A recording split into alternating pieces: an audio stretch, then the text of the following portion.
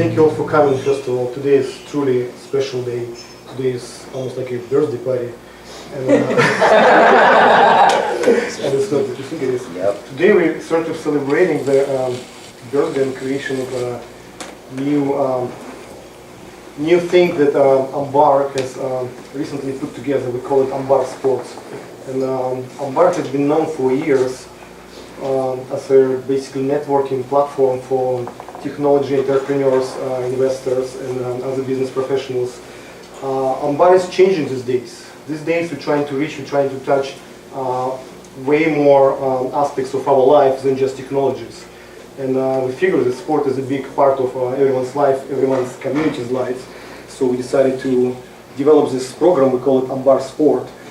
We have great plans with this program. Plans from just simply putting together a bike ride or a run or day trip to Taha, from those little things to things to help people reach some really exotic and rare destinations such as Antarctica, for example. Myself, my wife, were very lucky to travel to Antarctica last November, and even more lucky we were because my good friend, Lake Tahoe School Valley local Keioki Flagg, was also on the trip. Keioki Flagg is an international known photographer and motivational speaker, and he was kind enough to agree to do this presentation for us today. Please welcome Keioki Flagg and his presentation. Thank you. Can I get the lights turned down just a little bit, please?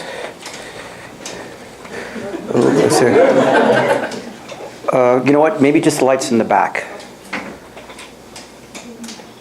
That's fine. Can we see it? Okay. First of all, Seva and Galena, thank you so much for having me. I was born an artist.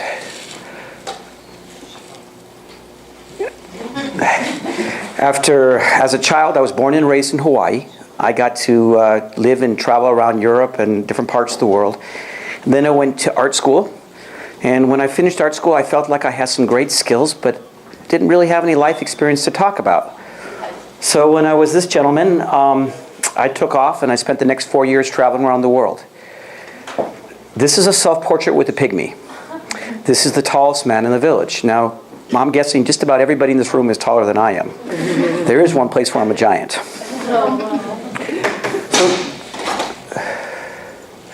So during this time, I got to wander and just live a serendipitous life. I had no schedules. I had no appointments. Didn't have to be anywhere.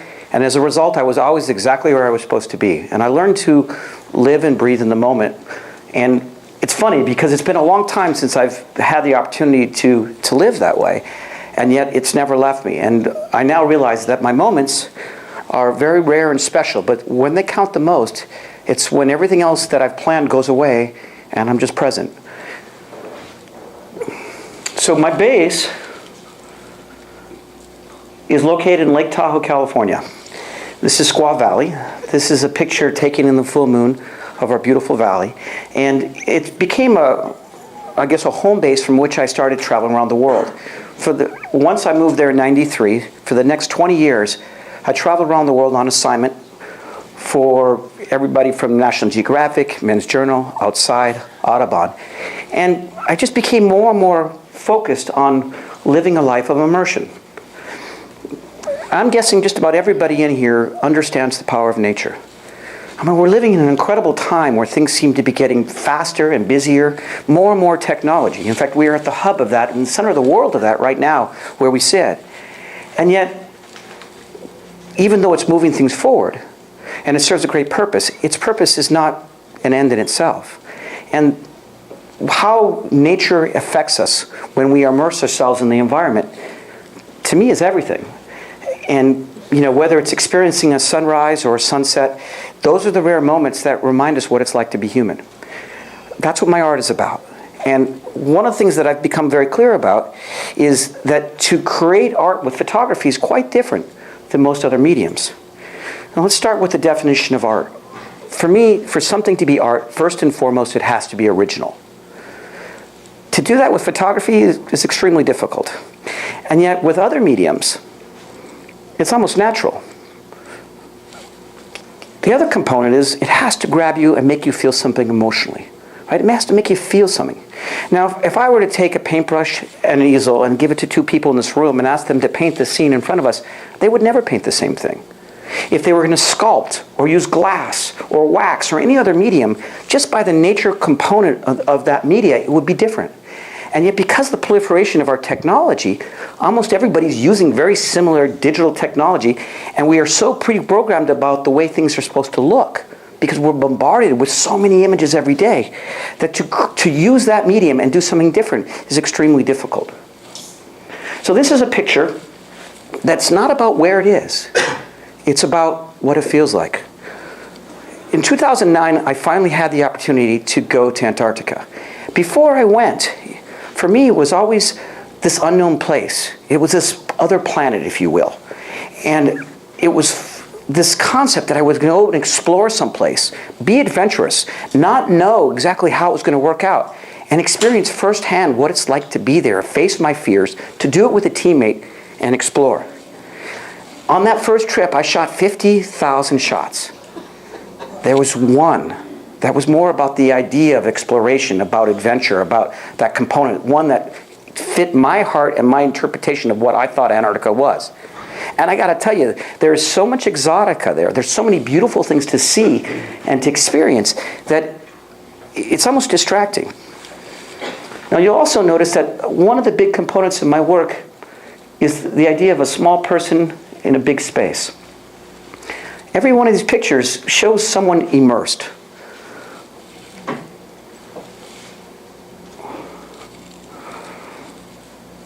Does anybody ski here? Okay. We used to have snow, right?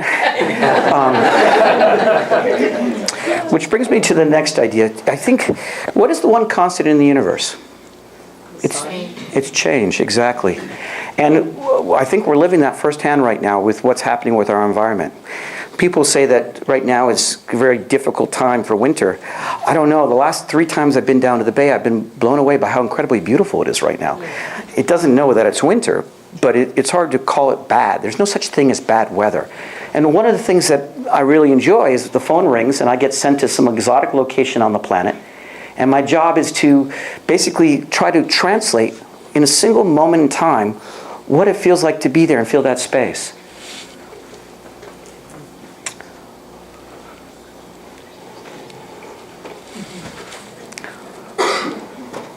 So I have a simple litmus test. And that test is, no matter where I am on the planet, if I had a handful of people standing behind me taking a picture at the same time, if they would have taken a similar picture, it might be a great photograph, but it's not art. Only when I'm interpreting uniquely, because only I feel things the way I do, or anybody for that matter. Everybody has their own perception of the universe. Only when they are translating uniquely in their own way what they're experiencing does it truly become art. Hopefully, it's something that's timeless. Something that no matter who you are, where you're from, it makes you feel something.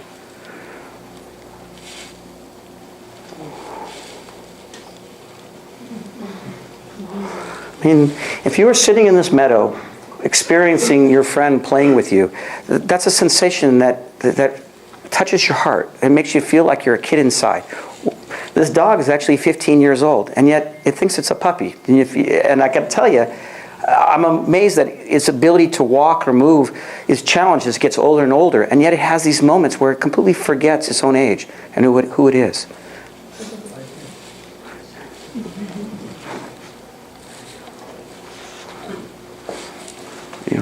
Excuse me, folks.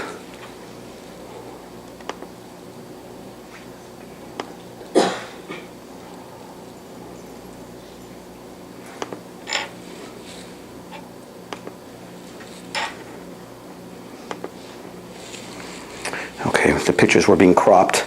From being that I was born and raised in Hawaii, I'm completely unexposed or unused to the snow. And even though I've spent the last 25 years living in the mountains, it's still magical every time it snows. So for me, I was looking for a picture. I spent almost a decade trying to find it that explains what it feels like. What's magical about being outside when it's snowing? Because if you describe things falling out of the sky to somebody who's never seen it, it's not this open ethereal thing. It's actually a retraction. I don't want to get hit. It's going to be something that actually is the opposite of what it feels like. So how do you explain that? Words don't do the job. And yet, hopefully by finding an image that's ethereal and light, it almost can touch you and makes you understand that magical connection. Again, it's about human immersion. How does it feel when we immerse ourselves in this space, wherever the environment is, whatever the colors are, whatever the timing is, whatever's the mood? It stops all the things that are, it basically separates us from the artificial commercial world and basically stops time and makes us stop and breathe and feel what it's like to be alive.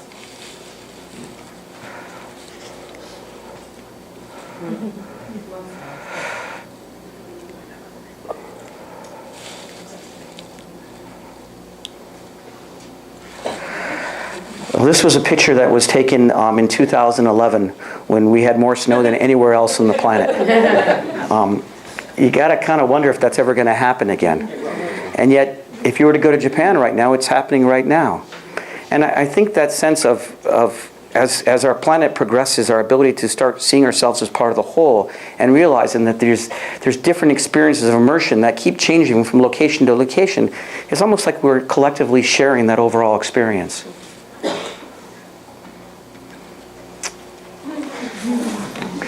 Well, this is probably one of my most famous pictures. It's a picture that it's called Nine Dog Sunrise.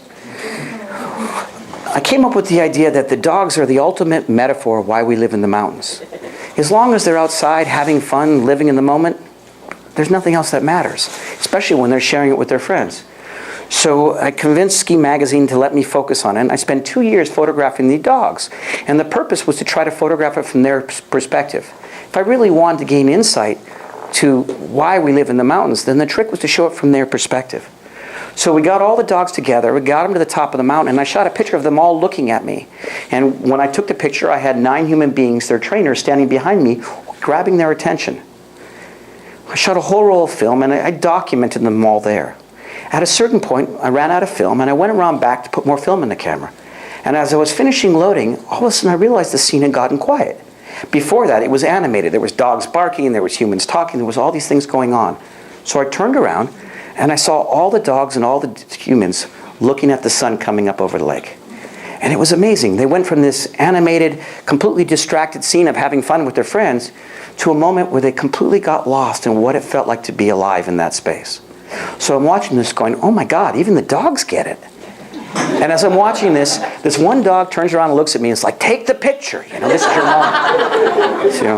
So, so much of what I do with my ideas creatively is to come up with a cool concept. I get friends together and we go off to some place around the world to try to document it. But at a certain point, it's about letting go. Letting the moment take charge of itself. And that's where our technologies really help, because nowadays, with the autofocus mechanisms and all these programs and things, we don't even really have to look through the camera to be able to capture a moment that's going to work. And as a result, you can be more and more present in the moment while you're having it. So, the trip to Antarctica, I've now done this trip 3 times. And I guess one of the questions I want to pose to the audience is, how many times have you had the most amazing trip in your life and you went to go do it again and it was even better the second time? How about the third time? So I'm scratching my head, I'm trying to ask myself, why? And we do these extraordinary things. We fly down to Ushuaia, which is the southernmost city in the world. We get on a boat, we cross the most radical sea in the world on this cruise ship with 100 different people from around the world. These are people from Russia, France, Sweden, the United States, Canada, all over the place. And there's one thing we all had in common. We all loved mountain. Or maybe we all were in search of adventure. It's the perfect mix, because what happens is there's enough unknown and enough tension and enough fear. I mean, I crossed the Drake Passage once with 60-foot waves on a very small boat. And it's a discussion that a lot of people have been thinking about. This is not a trip you just decide tomorrow to do. You actually spend a lot of time thinking about and preparing and training. And in a way, it takes the oldest person and makes them a child again. Why? Because it's about exposing yourself, taking a chance, and experiencing life as it unfolds.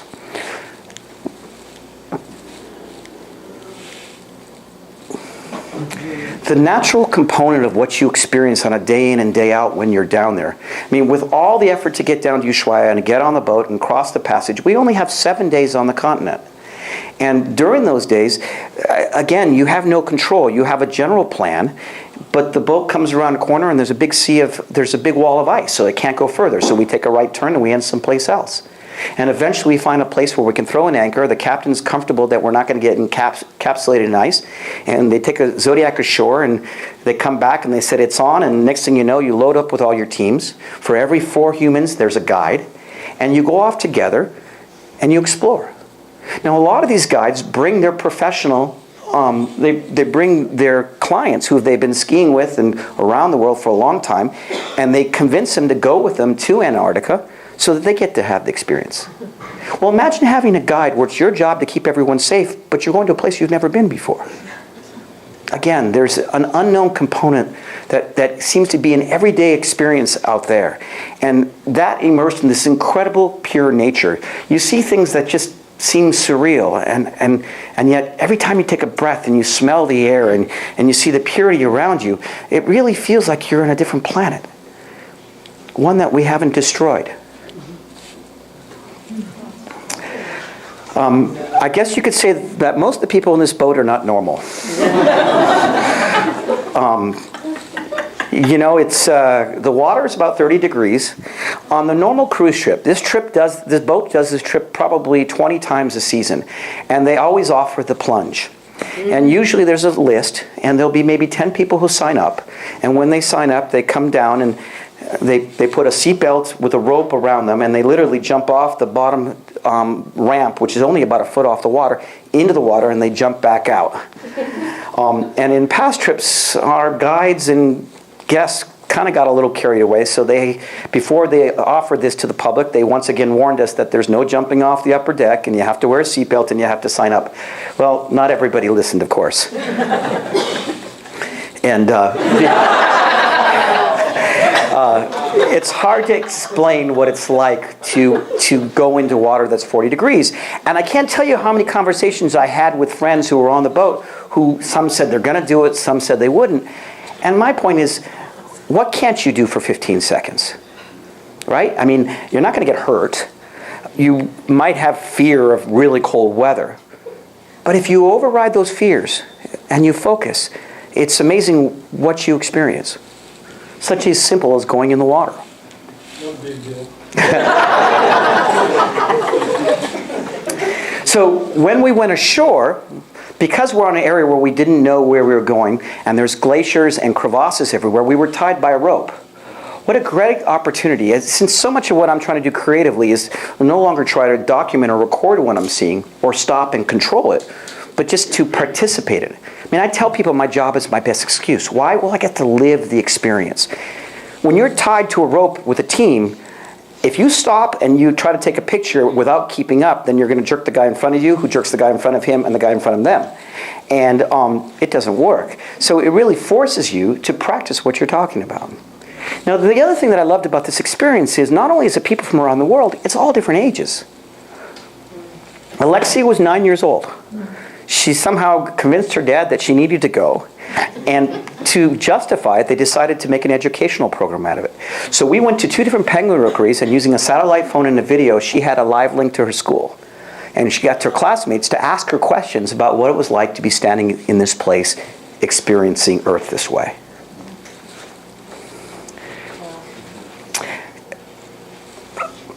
Chimstrap penguins, or penguins in general, are this really strange creatures. Almost everybody in this room probably has a predefined idea of penguins as fun, loving, playful creatures. Quite frankly, they're stinky and loud, and there's not, I mean, there's some, it just shows you how much we've been pre-programmed by our media to look at that shape and assume that it's this fun, playful thing. One of the things that, again, that I liked about this trip more than anything was the fact that you're in this cruise ship and you might be looking around the deck, but when it came time to get out, you basically get all geared up. You have more ski gear than you've ever had in your life. And then right before you get off the boat, they make you put a life vest on top of everything else. Of course, you have to bear your ice axe and your crampons and any pointed objects because it'll pop the raft. And there's all these variables. But when you finally get out and you get in the raft and you pull away from the boat, there's this incredible experience and feeling of just raw, beautiful nature. And you're not alone. Just you and 100 of your best friends.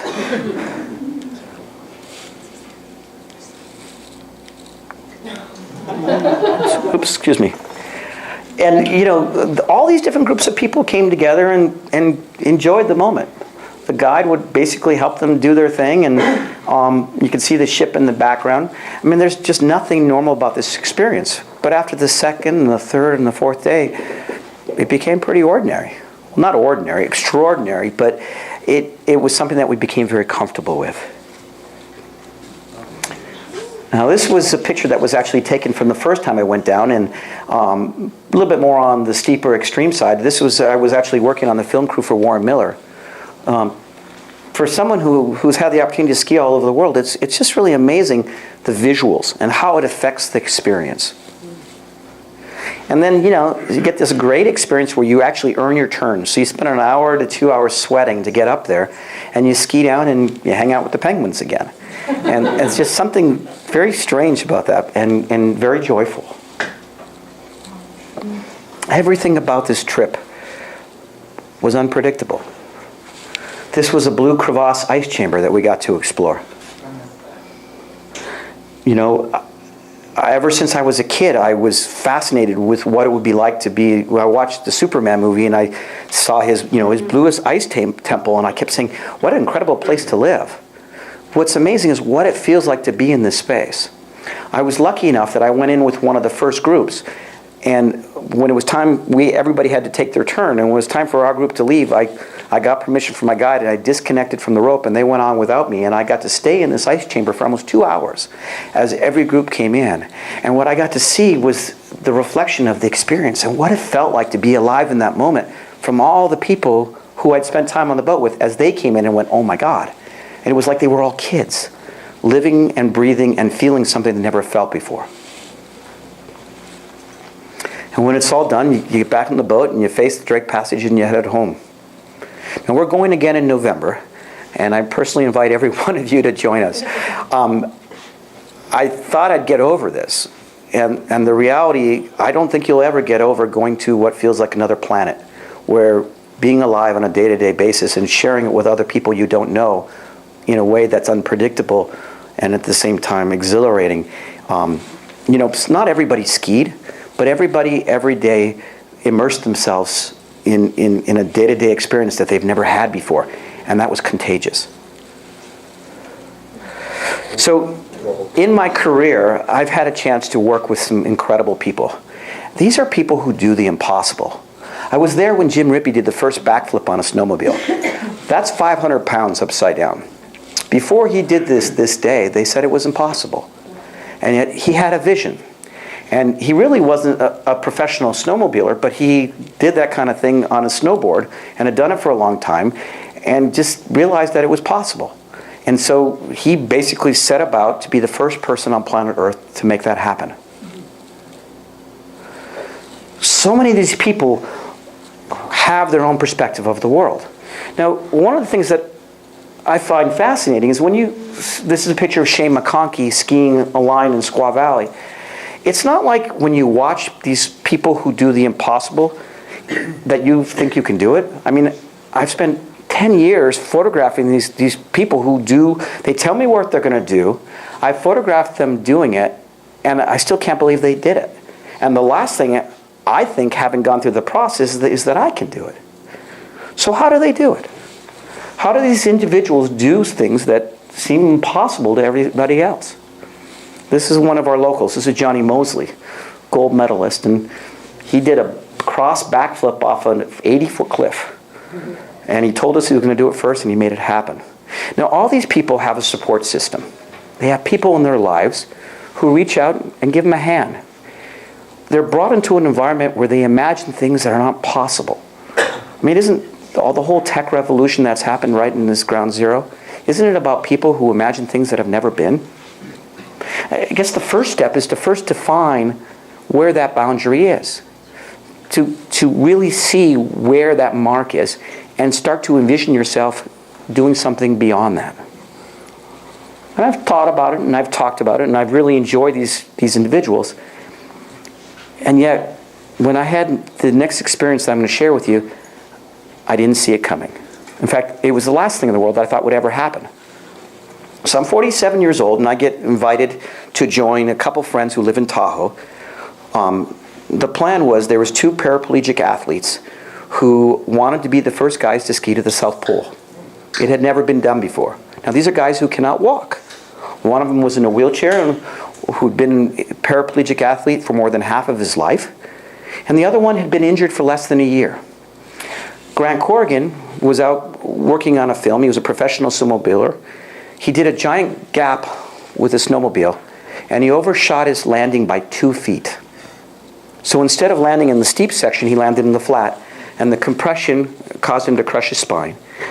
And he was lucky to make it. They care flighted him out, and when he came to in the hospital, his wife of 4 months, his love of his life, was by his side and was crying, and the diagnosis wasn't very good. In fact, they said he'd never walk again. And she looked into his eyes and basically said, "Don't you dare change any of our dreams. We are going to stay positive, we're going to work through this, and we're going to perform a miracle." So they started their journey. And when I met them, they were 7 months out. And they decided what better way than to practice the recovery than to do it through action. So when they got the opportunity, because somebody else dropped out, to join this team, what perfect way to regain control of your feet and to do this by doing something that no one's ever done before. So that year we spent doing 4 trips in different locations around the planet preparing for this trip. There was all these questions that we had to figure out. The first and foremost was we had to develop a chair and a device that they could actually sit in and push themselves. How will they deal with the cold if they have no feeling in their legs? How will they go to the bathroom? How are they going to walk? They can't do any of these things. And we set out doing it. Now, I was asked, this is actually in Norway, and we went on to Spitsbergen in Svalbard in the Arctic, and the goal was for us to basically start the training, and my job was to shoot commercial stills of them that we would then sell it to corporate so that they could get the money to finance this whole trip. And I enjoyed it, and when I got back to Tahoe, they were doing another training where they were going to circumnavigate Lake Tahoe, and they asked me to join them. Now, they asked me in the very beginning if I wanted to ski to the South Pole, and I said, no, I don't do those kind of things, just like I'm not going to climb Everest. I'm a photographer, not an athlete. I don't do these things. I had a boundary that I'd set for myself. Whether it was real or not, I had no intention. After 5 days of paddling around Lake Tahoe, I was emotionally hooked. The idea of what they were going to accomplish, the positive mindset that came out of every thought and every interaction that I had with Grant was contagious. And then they started talking about finding another photographer to go to the South Pole, because I don't go to the South Pole. And I woke up the next day and I'm like, wait a minute, someone's going to finish my job? So I went to our expedition leader, who happens to be a neighbor and a dear friend, and I've done a bunch of trips with him. And I said to him, Doug, I want to go on this trip. I have to do this. And he looked at me, he goes, you're kidding. You're out of shape and you're a junk show. I said, what? He goes, you leave things unzipped, you fall over, you're an amazing artist, but I'm not taking you to the South Pole, you won't make it. Of course, all I heard was no. So I thought about it for a day, and I was like, who is this guy to tell me no? And I talked to my other teammates, and they're like, oh, you can do this, you got to do this with us, you're in. Of course, none of them had ever been there, only the expedition leader. So I don't know, I just decided to do it, and I decided there was nothing more important in my life in that moment, and I started training. Now, my training was to drag a tire to the top of the mountain 4 to 5 days a week. After 3 months, I was actually thinking I could do this. And we got all our gear together and prepared, and again, I'm kind of the guy who wings things, and all of a sudden now I was lined up to do something that I wasn't sure I could pull off, but I had to. Again, another question for you. When's the last time you decided to do something that you weren't sure you could do? Isn't that really what humans are about? And yet it's something that we don't practice or do very much anymore. So here we are in Punta Arenas, and it's day. We're about to get on our plane. I look up at the marquee, and instead of having a city or a town that we fly to, which anybody who travels around planet Earth is used to, there's a sign that says a continent, Antarctica, and I realized that it was going to be a very different experience. So we get on the Solution Jet, and you'll notice this is a picture of Grant saying goodbye to Shauna. And this is something that happened in all of our trips. There was always this point. She would travel with us to that last moment, and then she would say goodbye as we went off to do what we did. And she was always there, and that love and that support was such a huge part of Grant's know-how. Now, in the trip before, when we were in Patagonia, the other athlete had gotten injured.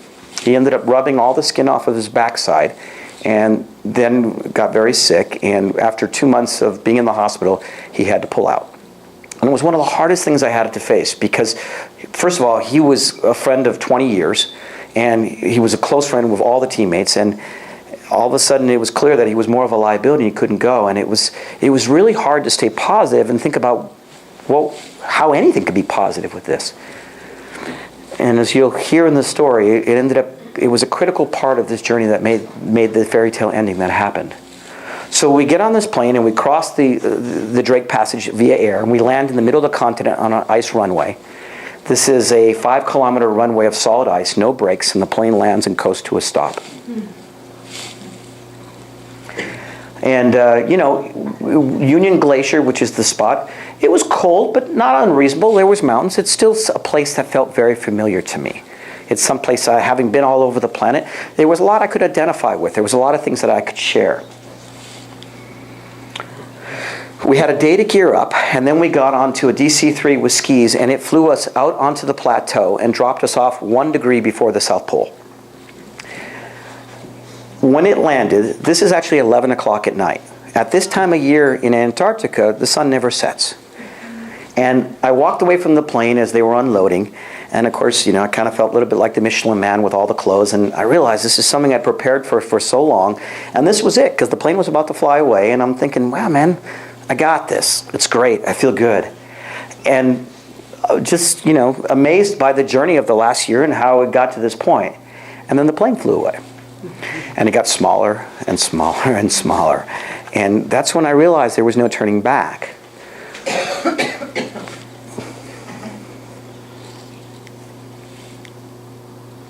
So Doug decided that we'd push. Since 11 o'clock at night, we were just going to get kept a couple miles under a belt, and we pushed for 3 hours. Now, we'd heard a lot about this experience, but again, none of us had ever been there or had that experience. And at 40 to 50 below zero, there is so much friction that skis and sleds don't slide. It's like you're sticking to things and you're trying to drag. And the amount of energy it took in that first departure, we pushed for probably 2 hours, and we set up camp and went through all the motions, and we're all thinking, wow, this is pretty hard, even though we've been training for it.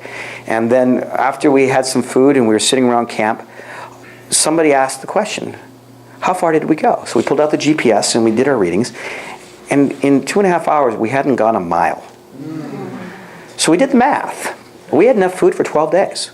We weren't going to make it, not at that pace. And I just remember going to bed thinking, well, something's got to change. What Grant did, from that point on, he woke up with a vengeance. And we realized that the key for him was to keep him moving. Now, the problem is people who have a paralysis not only do they have no feeling in their legs, they have very little control of their sweat glands. So if he exerted himself too much, he would sweat too much, and then that would freeze and it would get cold. He had electrodes attached to his legs so that they could keep track of the temperature so he couldn't get frostbite. And basically, he was like an indie racer, and he would basically communicate with one of the guides, and they would feed him as he moved. But he basically did it. We all, as a team, all worked with him to make sure that he didn't have to stop, and he was the one that set the pace for us. Now, it became very clear instantly for me that all my past experiences in life didn't apply. I mean, I'd spent the last 20 years exploring Exotica, right? These incredible places with amazing people at all the right times. And it was always about integrating my subjects into the environment. Well, all of a sudden I was in a place where there was nothing. 9,000 feet of solid ice and nothing in every direction. No living organisms. you cannot survive or function out there. It's a place that you might as well be on the moon.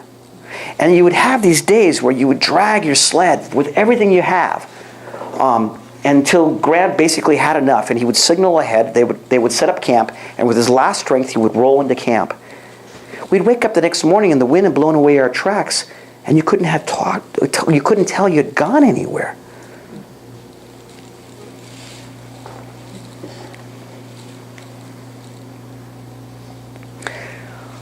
So in addition to having this experience, our job was to film it and record it.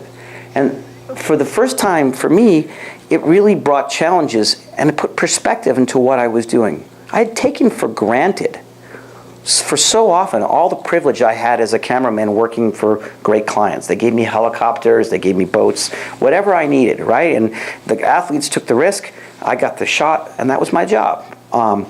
And it was easy. In fact, I had no reason to change it. It was unfolding in a beautiful way, and I was having this great experience. All of a sudden, I was a place that every time I wanted to do something, it came with a price. At night, we would gather in the tent. Every day we would call in and talk to a school in the States and answer questions from kids, and they would call in our stats from our GPS so they knew where we were. And we got to talk.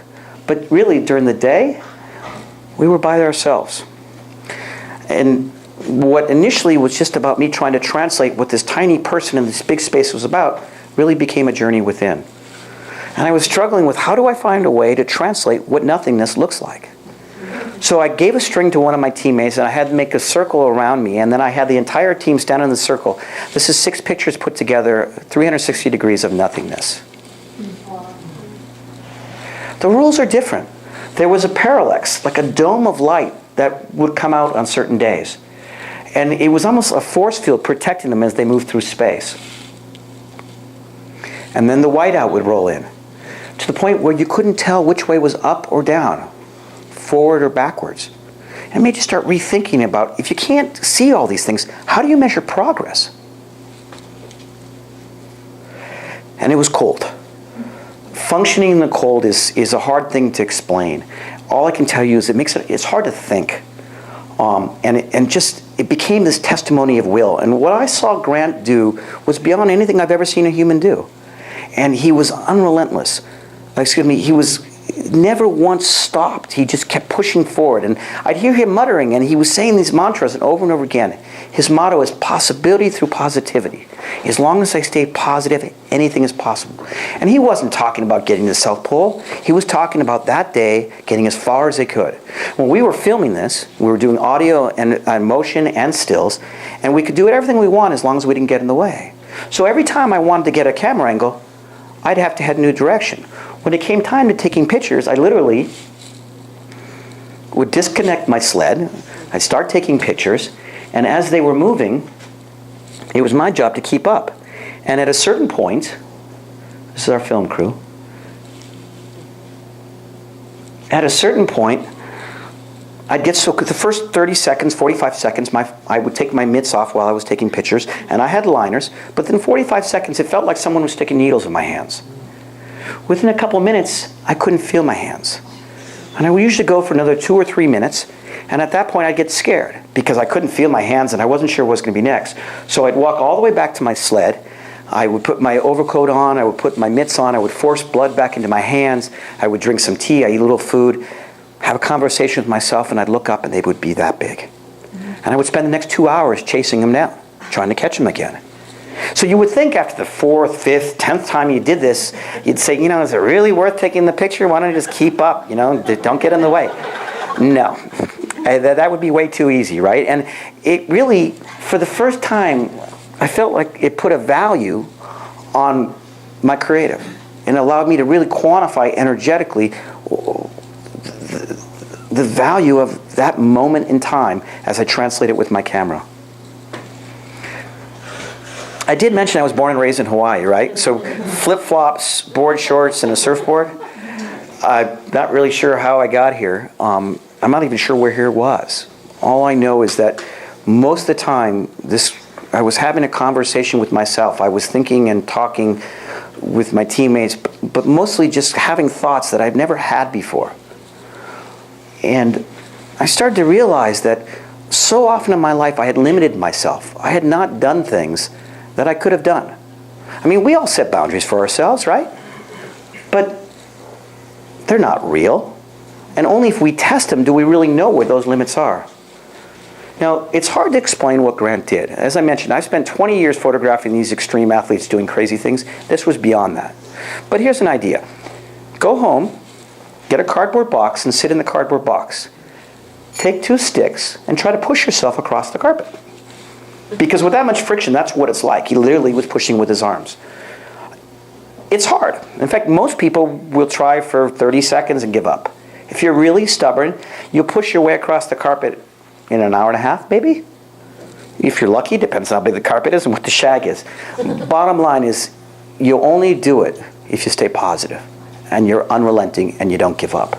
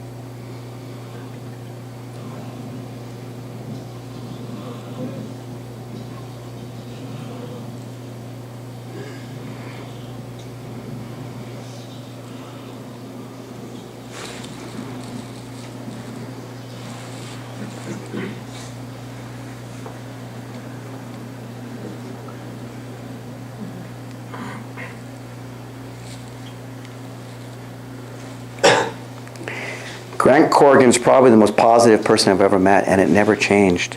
It was the only reason why he was successful.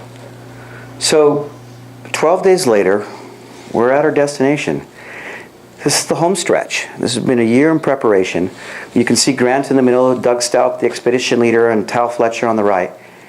And they're all on microphones. And we've got 3 cameramen. And what we told Grant was that our director was also going to be at the South Pole to help film the ending. So at this point, Grant turns to Tal and says, you know, I'm so grateful. This is it. This is my moment. I know we've all worked for this, and I know it's supposed to be this big celebration, and I'm not happy. In fact, I can't understand this. It doesn't make sense. Without my love, without Shauna, my wife, I couldn't be doing any of this. So how is it possible this is a life-defining moment for me, and she's not here? I mean, and you know, he's going on and on and on. So what does Tal do? Tal turns to him and says, dude, it's the South Pole. You know, I mean, get it together. You'll see your wife in a week, please. We're filming. You know, work with us here. So he does.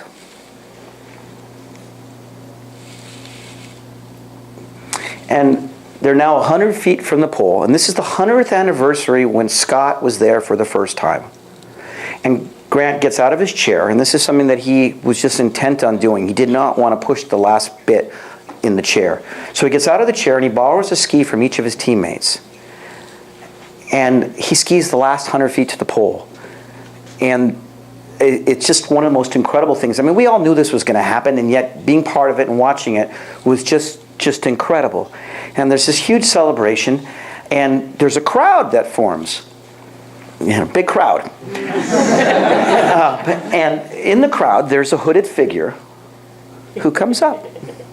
and she comes right up to Grant, and of course he's hugging everybody, and you can't really tell who it is. And all of a sudden, she pulls away her mask, and it's Sean and his love there in his moment. At which point, of course, we all start crying, and it's this incredible moment. And then a few minutes later, my other friend and cameraman, Tom Day, starts yelling, and I'm like, and I'm ignoring him because I'm firing away, taking pictures, and he's yelling, and I'm like, what's up? And apparently he was crying so hard that a tear froze his camera to his face. So, of course, what I do, I run to my sled, and I get out the tea, and I'm pouring it on his head, and pulling the camera off, and it's this really incredible moment, and it was such an incredible culmination, and I realized, even though what I just saw, what Grant just did was more incredible physically than anything I've ever seen a human being do, and it wasn't even about that. This wasn't about the physical overcoming your odds. It was about the power of love and staying positive.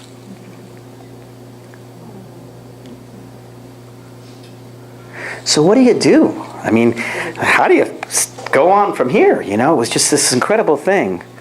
So, and Doug, this is actually the geographic South Pole, and Doug was our expedition leader, was the one who got us there. And I just can't imagine. He's done this now for, I think, 12 times, and yet this trip was unlike any one he'd ever done before.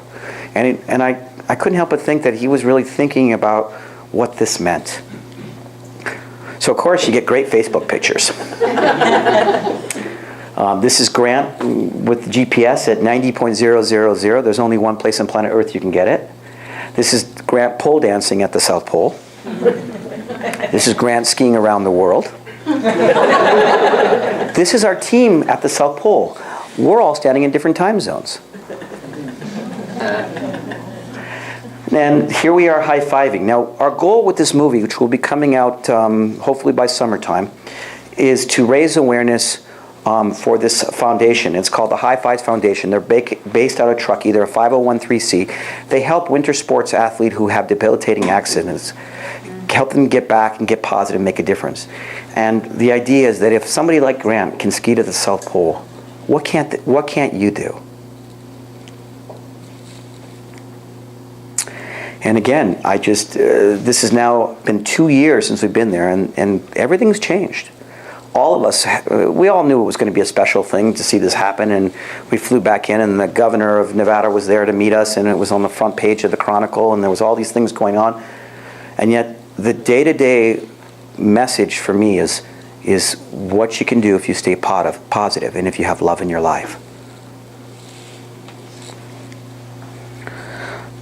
Everything I'm doing now is different. Everything that I look at, everything I see, I'm going back to places I've been before, and nothing's the same. It's exactly the same place. So what's changed? Me. Perspective is everything. Again, I challenge you to ask yourself, what boundaries have you set for yourself? What have you decided that you cannot do? Is it real? Only by testing those things and pushing beyond them do you realize that anything is possible. It's now affecting what we're doing with my gallery and my art. We're using new technologies where we're taking a true photograph, and there's a couple examples. We're laminating behind glass. But instead of taking a piece and then seeing where it fits, we first start by finding a place. Someone with a space, a commercial space, a big home, and we ask them silly questions. How do you want it to feel? When somebody walks in your home and they've never met you, what is the emotion that you want to impact them with? And then we design the piece virtually and then build it after we've come to the final solution. So it's not us telling the person what works, it's them deciding what is the message that they want to give to anybody, to themselves every time they're there, and to anybody who shares their space with them. And there's no limit to what you can do with it. Now, we can only see 160 degrees, and yet we experience the world in 360. So by taking stitches and photographing pictures beyond the line of human sight, you're actually creating an image that's much more what something feels like than what it looks like. The challenge is most walls won't hold it. The first time I took this picture, which was 300 degrees, and I built it 10 feet long, it was only 6 inches tall. And it was only when we built it to 30 feet and run it down a stairwell. And not only is it on 3 planes, but it's not even symmetrical. And yet the impact, how it feels every time you're in this space. This is a gorgeous home up in Squaw Valley. And there's the great room, there's the dining room, there's the bedroom, and everything is just incredibly done. The favorite room in the house now for the people who live there is the stairwell, because of how it makes them feel. And I realize it's important because you know, their home in the mountains is a huge part of who they are as a family, and it's the value system they're passing on. And there's no limitations to the elemental component, so it's a way of bringing in the natural world into your space. For those of you who haven't been to Squaw Valley, I would like to welcome you to come and join us. We have events in the summer and the winter where we have new image releases, we share pictures, we have slideshows. We had a complete slideshow that was just dedicated to the last trip to Antarctica that happened over Christmas time. And there's another one this week, but I would again ask you to come. If this is something that you guys enjoy or would like to learn more about, there's some brochures and books, and I just want to thank you all for taking the time to listen to my story.